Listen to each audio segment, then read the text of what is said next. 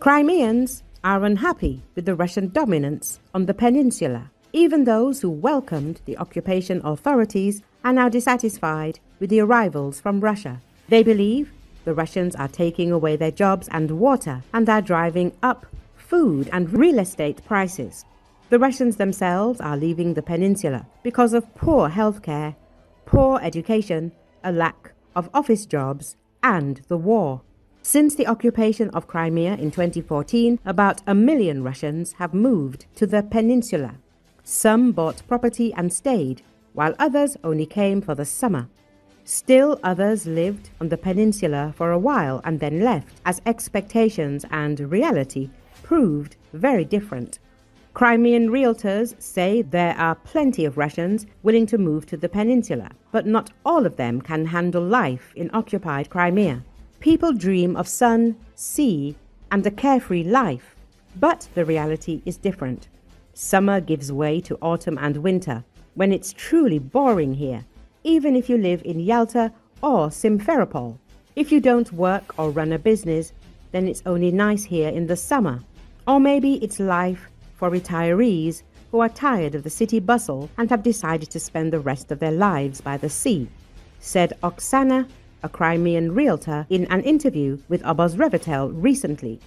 Therefore, according to the realtor, it is not uncommon for people, after a year or two of living on the occupied peninsula, to sell their property again and return home or move to other cities. One of the main reasons for returning to Russia recently is the war. For some reason, Russians don't want to hear sirens and explosions in the sky. Although they are assured that this is only temporary, the peninsula is protected. But no one wants to worry about landings and fires.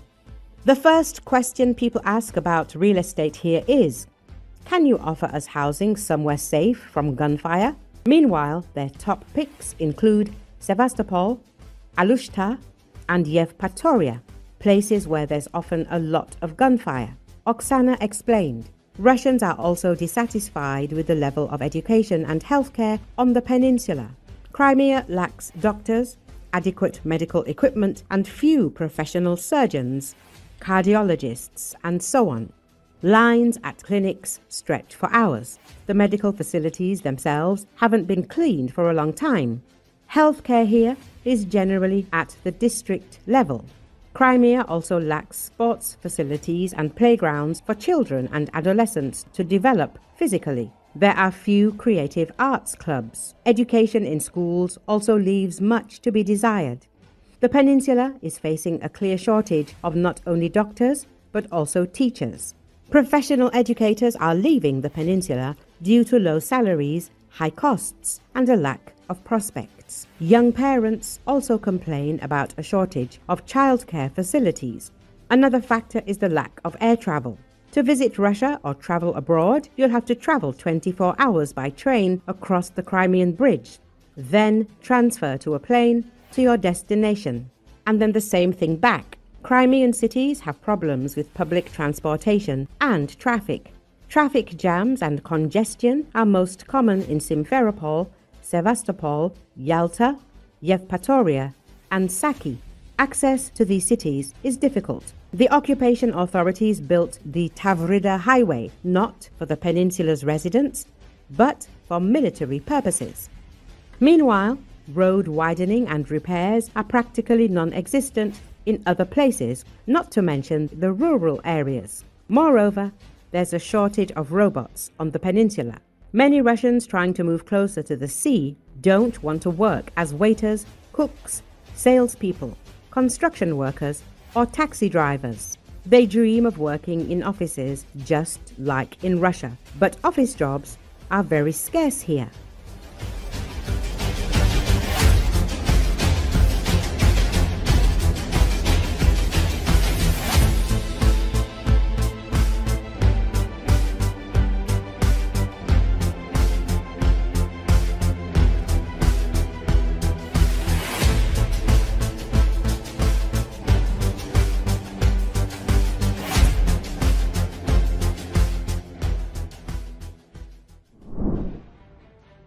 Around 1 million Russians moved to Crimea after its annexation by Russia in 2014, according to Ukrainian authorities and human rights activists.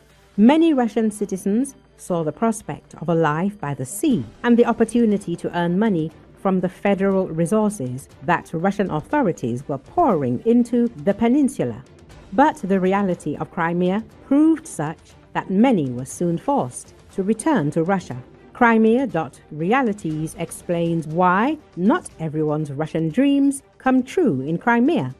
Following the Russian annexation in 2014, Russians moved en masse to Crimea, primarily from Russia's northern regions. However, Muscovites and residents of St. Petersburg can also be found on the Crimean peninsula. But as it turns out, the peninsula wasn't the best place for them to live. Many were forced to return to their homeland, Russia. Among the reasons for leaving Crimea, Russians cite overly expensive real estate, a lack of developed infrastructure, low wages, and a climate that isn't suitable for everyone. For others, the specific Crimean mentality was a deterrent. Some Russians are leaving the Crimean peninsula during Russia's full-scale invasion of Ukraine. The military factor is increasingly visible in the region due to regular strikes by the Ukrainian defense forces on local Russian military installations. But according to Russian realtors and bloggers, this is far from the main reason for Russians leaving. Many began leaving the peninsula long before the war. According to statistics cited by Russian Crimean real estate consultant Ksenia Schwartz, out of 10 Russians who have arrived in recent years, only 2 remain on the peninsula. Ksenia Schwartz herself is from Perm, Russia, and also moved to Sevastopol after 2014. She believes she has successfully settled in the city. Most other Russians, she says, return to Russia, and not always to their home regions. There's one reason. People simply don't understand their capabilities. When Crimea became accessible and it became clear they could move, many began selling their property, taking their families with them and moving to Crimea in the hope that they would be welcomed, promised a middle ground, and that everything would be fine. A pleasant climate, a pleasant life, and plenty of work. That's the attitude people come with. Ksenia Schwartz writes in her blog, but not everyone's hopes are fulfilled. According to a realtor, newcomers often have problems settling in Sevastopol. This city has seen the largest influx of Russians since 2014. Russian authorities previously called it the leader in population growth among neighboring Russian regions. The first 6 months are euphoric. Then it wears off, and people begin to look at the city more realistically. They begin to notice the downsides: poorly developed infrastructure, low wages, expensive groceries, and generally the high cost of living here. Their salaries simply aren't enough. That's the most common scenario, says Ksenia Schwartz. Finding themselves in such a situation, Russians most often leave Crimea without waiting for new social ties to form. She says, it is not known for certain how many Russian citizens left Crimea for economic reasons. There are no statistics. Moscow-based entrepreneur and blogger Alexander Sergeyev discusses the unique characteristics of the Crimean mentality. He experienced this firsthand when he moved to Crimea after the Russian annexation in 2014. According to estimates by the Representative Office of the President of Ukraine in the Autonomous Republic of Crimea, over the past decade, Russian authorities have displaced more than 35% of Crimea's residents, and the number of new arrivals to the Crimean peninsula is approximately 1 million people. The Majlis of the Crimean Tatar people notes that Russians have been moving en masse to Crimea illegally since 2014 and must leave if the peninsula is deoccupied. The Ukrainian authorities regard this as an artificial change in the demographic composition with the aim of displacing disloyal Ukrainian citizens and resettling the peninsula with Russian citizens. International law classifies this as a war crime.